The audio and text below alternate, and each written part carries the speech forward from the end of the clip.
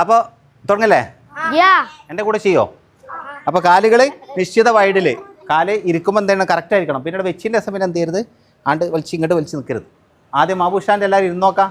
Correct മാബുഷാൻ ഇരുന്ന എല്ലാവരും കാലുകൾ വിരലുകൾ ഇങ്ങോട്ടാ ഫ്രണ്ടിലോട്ട്, സൈഡ് ഇങ്ങനെ പോരുത്, തെറ്റാണ്. ഇങ്ങോട്ട് ഇരിക്കണം.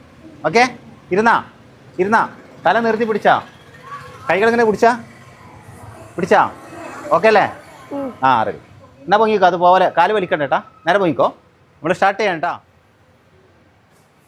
1 എന്ന് പറയുന്ന സമയത്ത് ബ്രീത്ത് എന്ത് ചെയ്യും, നമ്മൾ ഔട്ട് ചെയ്യും. അപ്പോൾ കൈകൾ എന്ത് ചെയ്യണം, മടക്കി നമ്മൾ പഞ്ച് ചെയ്യില്ലേ, ചേർത്ത് പഞ്ച് ചെയ്യുക. ഓക്കെ, ചേർത്ത് ഷൗട്ട് ചെയ്യുക, ഒരു മീഡിയം ഷൗട്ട്, അല്ലെങ്കിൽ ബ്രീത്ത് ഔട്ട് ചെയ്യണം, എന്തായാലും ചെയ്യാം. Okay, shout. പിന്നെ പൊങ്ങുന്ന സമയത്ത് എന്ത് ചെയ്യണം നോക്കിക്കോട്ടെ. റെഡി? Get ready.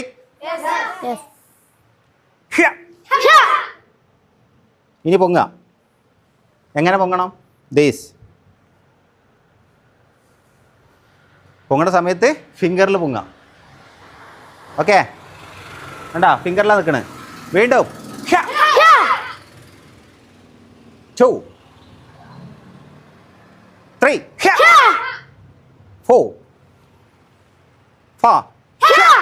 പ്രിയമുള്ളവരെ, ഇതുവരെ നിങ്ങൾ കണ്ടുകൊണ്ടിരിക്കുന്നത് കുങ്ഫു പരിശീലനത്തിൻ്റെ മറ്റൊരു ഭാഗമായ തൈച്ചി പരിശീലനത്തിൽ നിന്നുള്ള ഒരൽപ്പം കാഴ്ചകളാണ്. ഇതിൽ ശ്രദ്ധിക്കേണ്ടത് ഡൗൺ ചെയ്യുന്ന സമയത്ത് ബ്രീത്ത് ഔട്ട് ചെയ്യണം എന്നുള്ളതാണ്. പൊങ്ങുന്ന സമയം കുട്ടികൾ കൈകൾ ചലിപ്പിക്കുന്നത് പോലെ തന്നെ ചലിപ്പിക്കാൻ വേണ്ടി പ്രത്യേകം ശ്രദ്ധിക്കണം. എഴുന്നേറ്റ് നിൽക്കുന്ന സമയത്ത് ശ്വാസം മുകളിലേക്ക് പിടിക്കുക. കൂട്ടത്തിൽ തന്നെ എഴുന്നേറ്റ് നിൽക്കുമ്പോൾ ഫിംഗറിലായിരിക്കണം, അതായത് വിരലുകളിൽ പൊങ്ങി നിൽക്കണം എന്നർത്ഥം.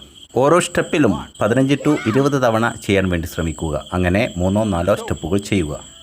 ചെയ്തില്ലേ? സംഭവം ഈസി അല്ലേ? ഓക്കെ ആണോ? ഓക്കെ. അപ്പോൾ ഇതെന്ത് ചെയ്യണോ, മറ്റുള്ളവർക്ക് പറഞ്ഞ് മനസ്സിലാക്കി കൊടുക്കുക.